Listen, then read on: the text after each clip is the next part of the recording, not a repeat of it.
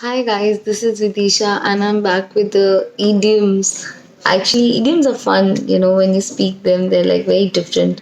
So make sure you use them in your day to day life as well because after all, it's about improving English, right?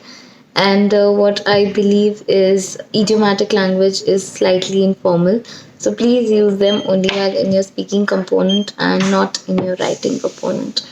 The first idiom for the day is eager beaver. I know, right? It's quite interesting. Eager beaver is a person who's very enthusiastic, somebody who's very hardworking. So I can say Ranveer Singh is such an eager beaver. Okay. The second word is steal somebody's thunder.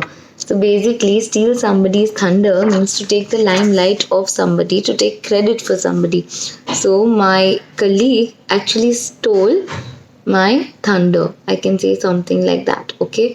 So eager beaver and steal somebody's thunder. Thank you guys.